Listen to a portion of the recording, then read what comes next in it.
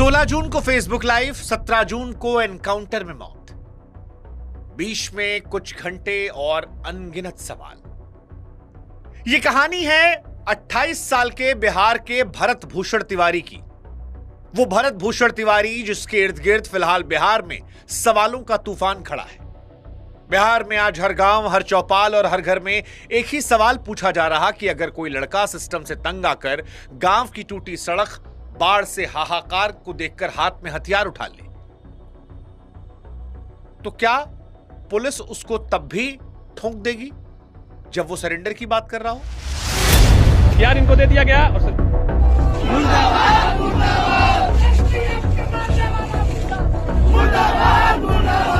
Court में ना कोई अपराधी है, न चोर है, न चंडाल है। ये तो समाज सेवा कर रहा है। क्या मामला सर? कितनी गोली लगी है सर? कितनी गोली लगी है सर?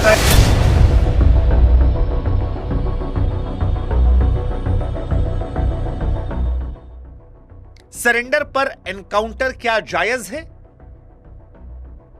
क्योंकि जिस भरत तिवारी को बिहार पुलिस ने एनकाउंटर में मार गिराया वो बीएससी का छात्र है। उसका कोई क्रिमिनल रिकॉर्ड नहीं निकला है, किसी गैंग का वो हिस्सा नहीं था, हिस्ट्री शीट बदमाश नहीं था, गांव की सड़क, बाढ़ और बिजली के लिए आवाज उठा रहा था।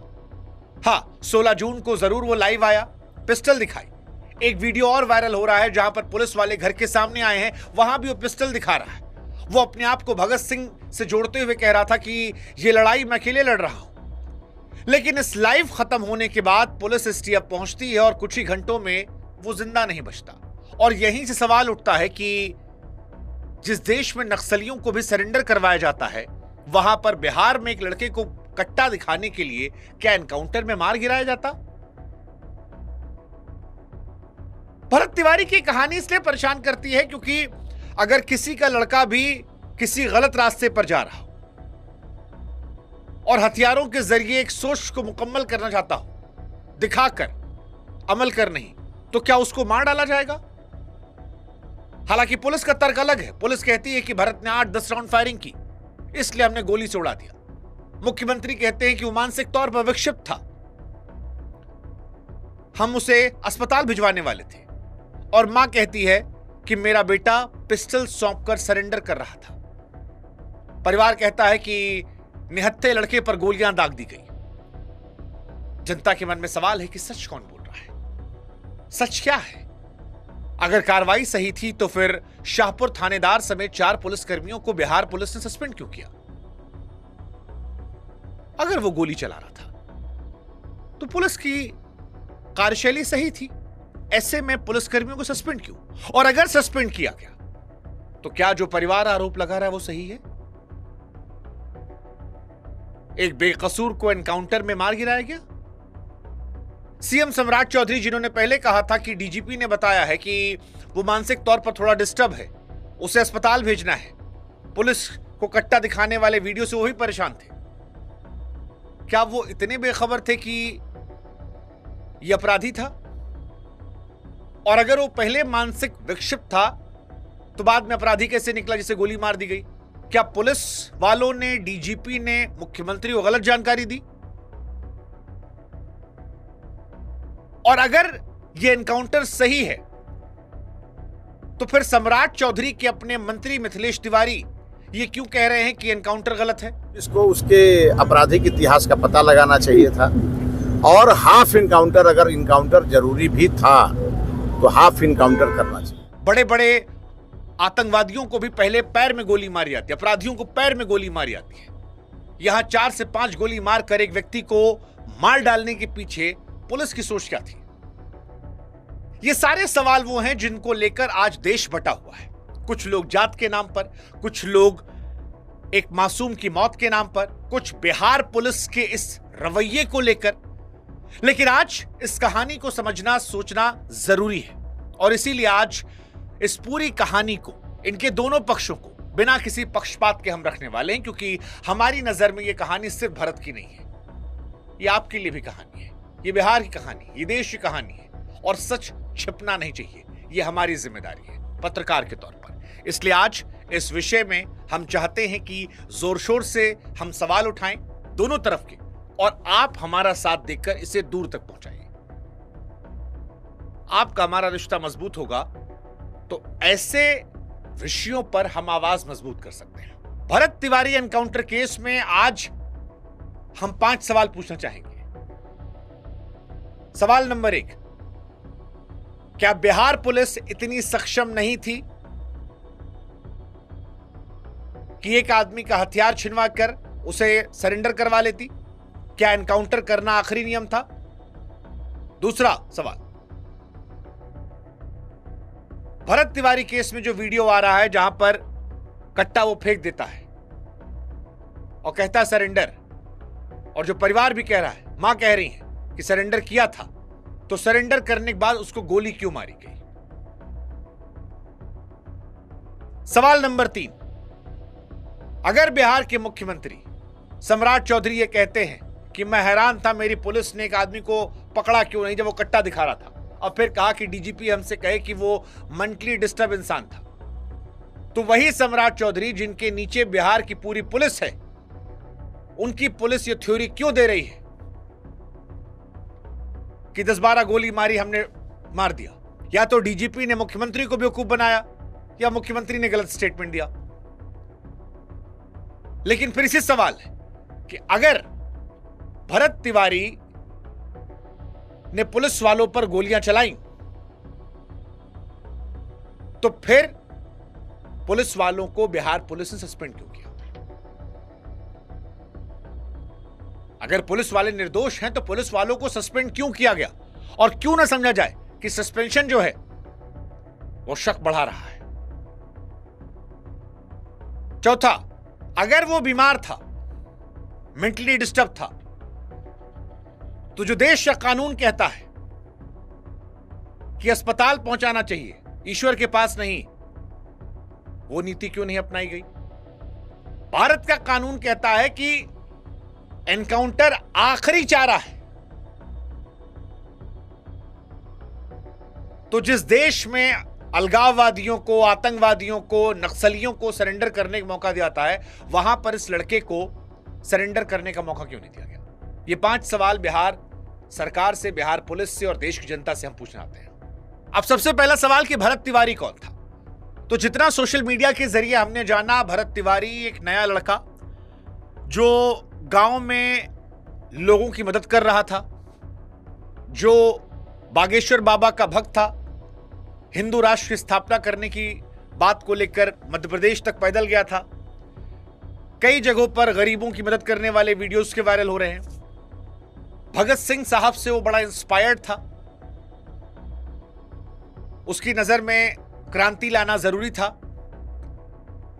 कुछ वीडियोस ऐसे आए हैं जहां पर वो कट्टा वट्टा का इस्तेमाल करते दिखाई पड़ रहे हैं। अगर पिता की नजरिए से देखें तो भरत तिवारी वो लड़का है जो गांव में इलेक्ट्रिक बाइक का शोरूम खोलने की तैयारी कर रहा था, लाइसेंस की अर्जी दी थी, यानी पिता की नजर में वो भविष्य के सपने बुन रहा था, ये परिवार कह रहा है। लेकिन एक थ्योरी और आ रही है कि उसका दिमागी संतुलन पूरी तरह सही नहीं था, जो बात डीजीपी ने भी कही थी और यही बात परिवार की तरफ से भी आई है कि वो अंदर अंदर थोड़ा परेशान, टूटा था। पुलिस ने भी मानसिक रूप से उसे परेशान बताया। अब एक पढ़ा लिखा लड़का, सपने देखने वाला लड़का हाथ में बंदूक उठाता है और उस बंदूक उठाने के लिए उसकी जान चली जाती है। यही सवाल उठता है कि भाई ऐसा क्यों हुआ और ये एनकाउंटर ही क्यों हुआ? तो एनकाउंटर क्यों हुआ ये हम आपको नहीं बता सकते, लेकिन ये बताते हैं कि एनकाउंटर के दिन क्या क्या हुआ था। 17 जून को करीब 9 बजे शाहपुर पुलिस और एसटीएफ की टीम जो है बिलौटी गांव पहुंचती है। ठीक यहीं से 2 अलग अलग कहानियां शुरू होती हैं। पुलिस कहती है कि भरत ने टीम को देखते ही फायरिंग शुरू कर दी, चेतावनी के बाद नहीं रुका, इसलिए जवाबी कार्रवाई में पुलिस ने गोली मार दी। कुछ गोली पैर में लगी, अभी पोस्टमार्टम हुआ नहीं है। परिवार कह रहा है कि गोली शायद पेट में या जांघ में लग गई थी जिससे उसकी मौत हो गई। हालांकि घायल भरत को पहले शाहपुर, फिर आरा और फिर पटना के पीएमसीएच ले जाया गया, जहां पर इलाज के दौरान उसकी मौत हो जाती है। उसकी मौत की खबर सुनते ही गांव में गुस्सा फूट जाता है और फिलहाल उसकी मौत के बाद बड़ी संख्या में उसके गांव में लोग उसे समर्थन देने जा रहे हैं। उनकी मां, उनकी बहन मुख्यमंत्री से लेकर पुलिस पर जबरदस्त तरीके से आक्रोशित है। गुस्से में कई भारी भरकम शब्दों का वो इस्तेमाल भी कर रही है। मां सड़क के बीचों बीच अपने जवान बेटे को लेकर रोती नजर आई। बहुत सारे रोने वाले वीडियोस उनके निकल कर आए हैं। बहुत सारे लोग भी उनकी मां के पास जाकर समझने की कोशिश कर रहे हैं, कुछ दर्द बांटने की कोशिश कर रहे हैं। लेकिन फिलहाल हर आंख में एक सवाल है कि हुआ क्या था। ऐसा क्या हुआ था कि जिस देश में नक्सलियों को, जिस कश्मीर में आतंकवादियों को सरेंडर करवा लेते हैं, वहां पर बिहार में एक आदमी को बंदूक दिखाने के लिए एनकाउंटर में मार डालते हैं। यह मामला बड़ा गरमाया हुआ है और जब यह मामला गरमाया है तो थानेदार समेत 4 पुलिस वालों को सस्पेंड कर दिया गया है। एसपी ने जांच के आदेश दिए। पुलिस कह रही है सब नियम के हिसाब से हुआ है, लेकिन पुलिस सस्पेंड भी कर रही है और यहीं से मामला जो है वो और गड़बड़ाता है कि कहीं तो झूठ है पुलिस का, या तो सब सही से नहीं हुआ है और या सस्पेंशन गलत है। क्योंकि पुलिस ने थ्योरी तो वही दी कि लड़के ने पिस्टल लहराई, फायरिंग की, हमने गोली मार दी। अब इस वीडियो को गलत साबित करने के लिए एक वीडियो आया है जो उसका खुद का लाइव वीडियो है, जिसमें वो हाथ में पिस्टल लिए शुरू में चेतावनी दे रहा है, लेकिन एक और वीडियो है जिसमें वो कह रहा है कि लो सरेंडर कर दे रहे और कट्टा फेंकते नजर आ रहा है। और वहीं वो थ्योरी आ रही है कि हथियार फेंकने के बाद एनकाउंटर हो गया। यानी पुलिस पर सीधा आरोप है कि फर्जी एनकाउंटर है। पुलिस फर्जी एनकाउंटर से मना कर रही है, कह रही है ड्यूटी के दौरान मजबूरी में किया गया था।